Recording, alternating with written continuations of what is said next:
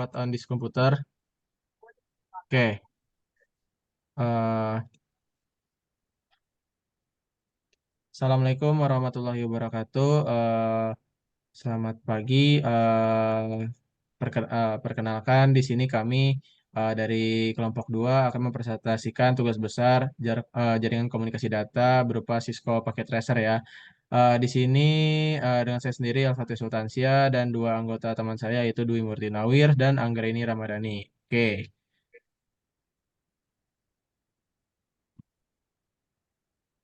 Oke, di slide pertama ada pengertian dari Cisco Packet Tracer tersendiri ya. Jadi, Cisco Packet Tracer sendiri itu merupakan suatu alat simulator jaringan Cisco yang gratis ya dan dapat diunduh dari situs web Netaket.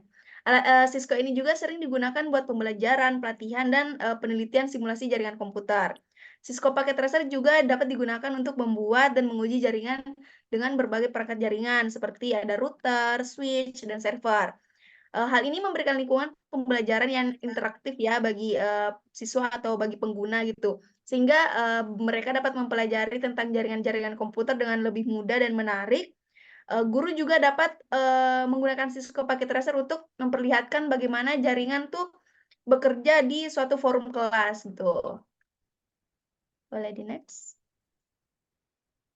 Oke, selanjutnya ada topologi jaringan. Jadi, topologi jaringan itu merupakan salah satu metode atau cara untuk menghubungkan satu komputer dengan komputer lainnya. Baik itu dengan kabel maupun tanpa kabel ya. Topologi juga dapat menggambarkan suatu hubungan geometris antara unsur-unsur dasar penyusun jaringan seperti node, link, dan station. Boleh di next. Oke, selanjutnya ada IP versi 4 dan FLSM. Jadi, IP versi 4 ini merupakan versi keempat dari protokol internet atau IP yang digunakan untuk mengidentifikasi dan mengirimkan suatu paket data melalui jaringan komputer, metode networking berbasis standar internet, dan jaringan paket switch lainnya. Kemudian ada FLSM atau Variant Subnet Masking, yaitu teknik subnetting yang memungkinkan administrator jaringan untuk mengalokasikan alamat IP secara lebih efisien. FLSM juga menggunakan subnet mask yang berbeda untuk segmen jaringan yang berbeda, sehingga subnet dapat dibuat dengan berbagai ukuran berdasarkan kebutuhan secara spesifik, dan jumlah hostnya juga di setiap subnet. Ini membantu untuk mengurangi pemborosan alamat IP dan memanfaatkan ruangan IP yang tersedia dengan lebih baik.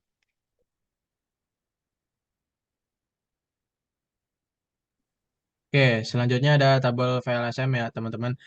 Di sini kita menggunakan IP address 123.123.0.0, prefixnya 24 ya. Di sini ada beberapa nama ya, sesuai kelompok ya, kelompok 2. Kita ada N, L, M, K, R1, router 1, router 2, router 3. Nah, di sini jumlah hostnya 50, alokasinya 62, prefixnya 26 ya. Ini ada apa namanya, tabelnya. Nah, subnet max-nya ini di sini ada 255.255.255.192. Ini ada sesuai ketentuannya. Nah, di sini network address-nya NA kita mulai dari 0, terus range-nya itu kita dari 123.123.0.1 sampai 62 range-nya ya, host range-nya, terus broadcast address-nya itu 63. Terus selanjutnya ada L. L itu jumlah hostnya 43, lokasi 62 sama prefixnya 26. Ini mengikuti ya. Ini network address-nya 64, terus host range-nya belakangnya 65, terus sampai belakangnya 126. Nah, di sini broadcast address-nya itu 127.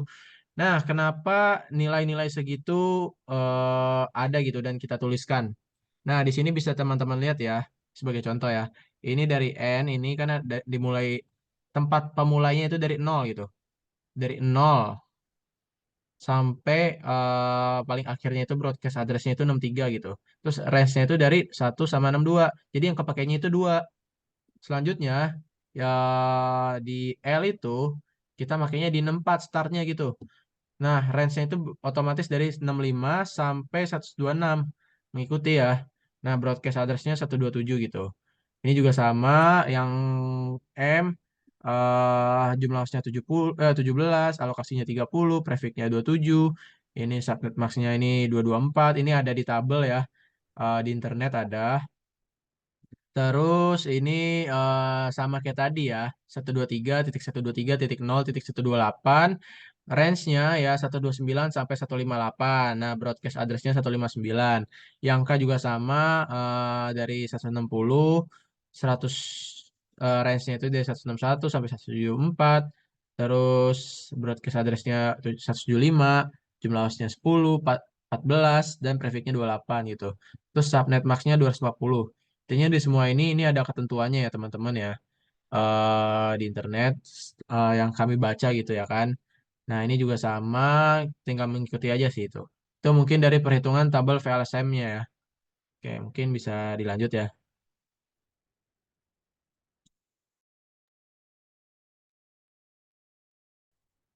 Oke, selanjutnya kita bakal ngebahas tentang bagaimana cara merangkai sebuah topologi jaringan. Yang pertama, kita harus cari yang kayak tadi dijelaskan oleh teman saya, yaitu tabel VLSM. Nah, untuk pertama itu kita harus cari tahu nih, host yang paling besar itu yang mana sesuai dengan tabel VLSM. Tabel yang paling besar itu ada eh,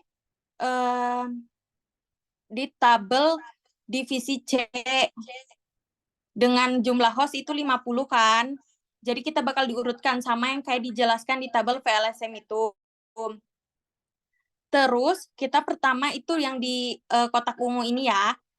Itu kan divisi A dengan host itu 10. Habis itu kita bakal mengkonfig si PC-nya, PC 1 dan PC 2 karena ada 2 PC. Nah, di config itu kita tuh harus tahu dulu berapa sih jumlah dari IP4, subnet mask, sama gateway dari si router. Nah, di sini kan kita lihat nih ada 3 router. Router yang di bawah server itu router 2, di sebelah kanan itu router 1, dan yang di sebelah kiri itu router 3.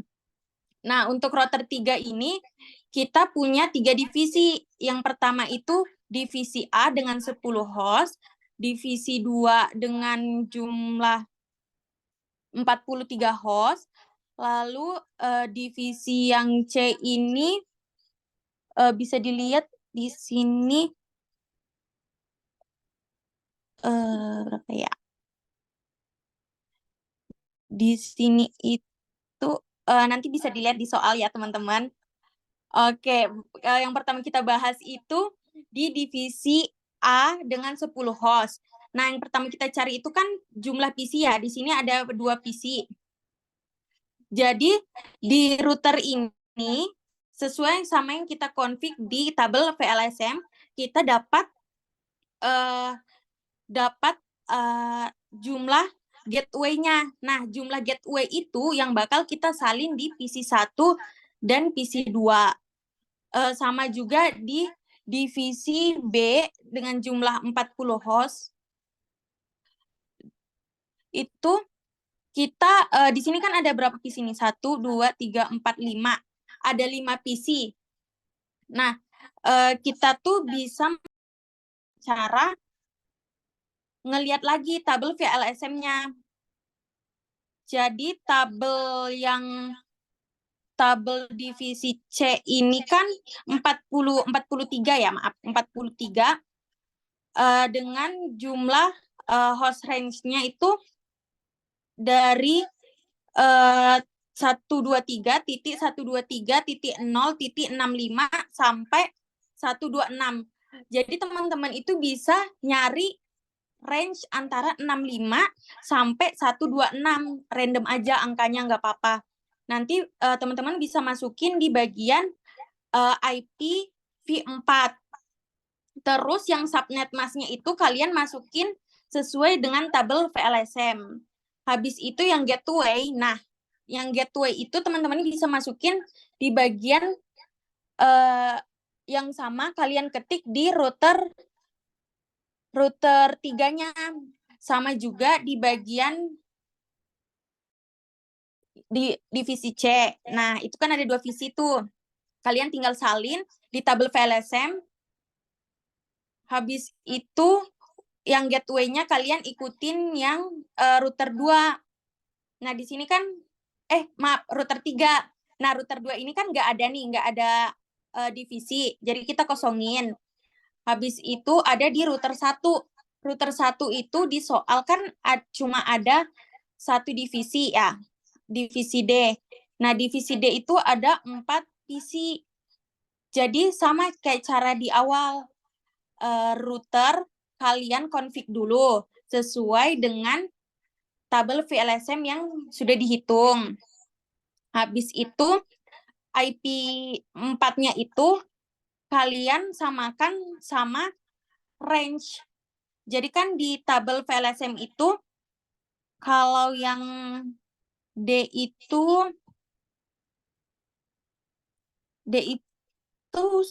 50 ya. Oke. Jadi kalian bisa samain tuh gateway-nya. Mungkin sama sih sebuah sistemnya, tinggal dilihat dari tabel VLSM-nya. Mungkin itu aja sih yang bisa aku jelasin. Apa sih? Oke, selanjutnya ya ada tugasnya ya. Ya di sini bisa dilihat ya sebuah perusahaan memiliki 3 buah gedung. Perusahaan ini terdiri dari 4 buah divisi, di mana divisi ini tersebar ke 2 gedung yang berbeda, di mana kebutuhan user dari setiap divisi adalah sebagai berikut. Gedung 1 dari satu router dan A switch, asumsi satu switch max memiliki 32 ports Ethernet ya. Divisi A, B, C itu terdiri dari KLM ya, 10, 50, 50 sekian dan 40 sekian ya. Oke. Nah, ini nih, 10, 43, 50, VCD 17 ya. Oke, gedung 3, sesuai soal ya. Di sini langsung aja kita ping dari divisi A. Divisi A ini kita beberapa ada yang berhasil ya. Dari A ke B, A ke C, A ke D. A ke D itu nggak berhasil. Sama dari server juga nggak berhasil gitu. Kita cuma 2 doang yang berhasil ya. Oke. Ini dari divisi B juga sama ya, B ke A, B ke C, B ke D itu nggak berhasil, ke server juga nggak berhasil gitu. Terus ping dari divisi C juga sama, C ke A, C ke B, dan C ke D itu nggak berhasil, ke server juga nggak berhasil gitu. Terus divisi D ya nggak berhasil semuanya ya, request timeout semuanya. Oke, selanjutnya ada routing table ya, ini routing 1, routing 2, routing 3 ya. Routing 1, 2, 3, oke. Oke, selanjutnya ada eh ini bukan routing table ya. Ini apa namanya ARP ya. Kita mencari domainnya gitu. Ini nggak ketemu juga. Oke, oke, oke. Mungkin itu penjelasan PPT-nya. Sekarang kita langsung ke demo aja ya. Langsung ke demo. Di sini kita akan mendemokan ping-nya ya. Oke, pertama kita langsung dari di divisi A dulu ya. Nah, ntar ya command prompt. Nah, tapping dulu ya. Ping 1, 2, 3. Sebentar ya. 1, 2, 3, 1, 2, 3, 1, 2, 3.0.65. Coba ya. Berhasil ya. Kita ke B berhasil. Selanjutnya 1, 2, 3.1, 2, 3.0.161. Oke. Oh, salah ya. Ntar. Yang B tadi. Ntar dulu. Yang B itu tadi 130. Ya, 130. Coba. 130. Sorry. Ini lupa diketik ya. 1, 2, 3, 1, 2, 3.0.161. Oke, berhasil ya B. ke C sekarang.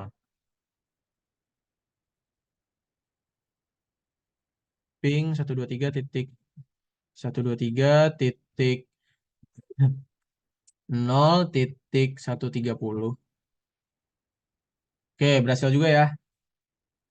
Berhasil, berhasil. Nah, sekarang kita yang ke D. Yang ke D ini nggak berhasil ya. Eh, kita tes dulu sebagai pembuktian. Oke. Sorry, sorry. Ini lupa ditulis. 123.0 titik titik satu coba. Ya, bisa dilihat ya. Gagal ya. Ini intinya sama semua ya.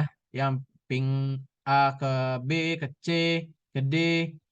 Itu sama. eh Sekarang ke server. Server ping 123.123 titik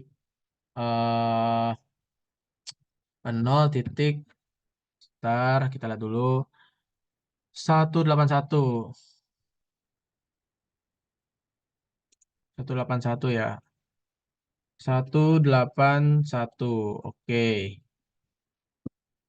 Oke ya, nggak bisa juga ya. Kita berarti terkendala di eh divisi D ya, divisi D itu di sini lah. Ini kita terkendala sama server ya. Oke, selanjutnya kita mau eh eh akses server domain via web browser. Oke, sini kita bakal akses. Kita stop ya.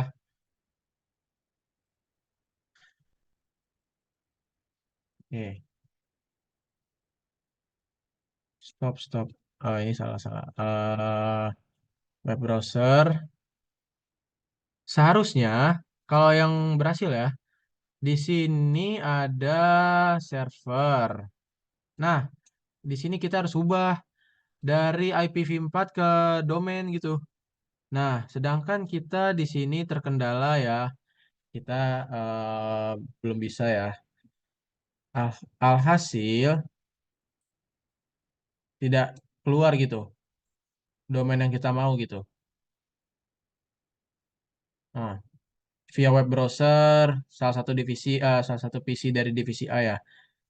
Yang benar itu, nah ini request time out ya. Ini kita gagal karena emang belum sempat bikin aja gitu.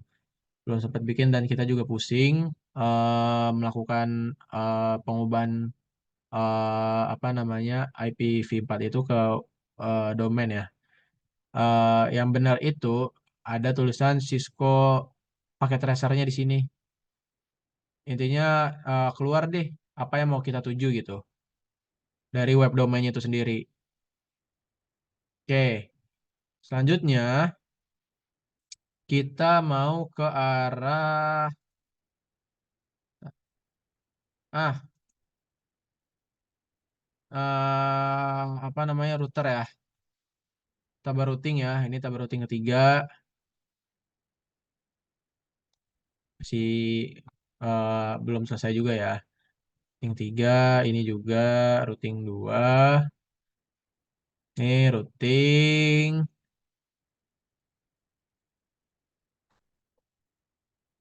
1. Oke, sepertinya yang berhasil ini ya routing 1 ya. Tapi ya kita di sini masih belum bisa menemukan ya. Dan terkendala dan kesulitan gitu. Oke, ini juga nggak kedetek gitu ya. Oke, selanjutnya kita mau arah ke ARP ya. ARP, nah kita lanjut aja ke sini.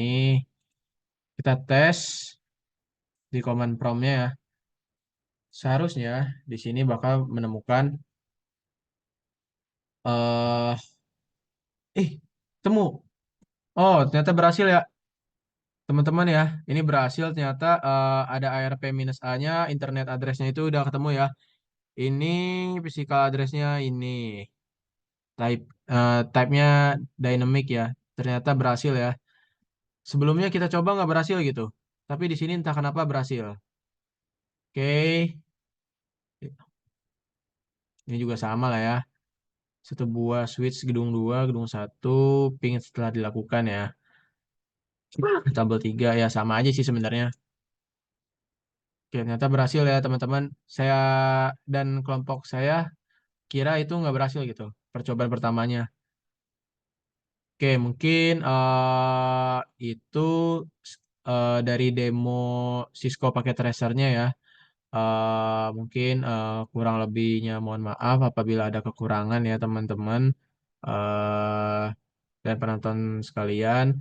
eh Kami dari kelompok 2 eh ucapkan terima kasih. Sekian. Wassalamualaikum warahmatullahi wabarakatuh.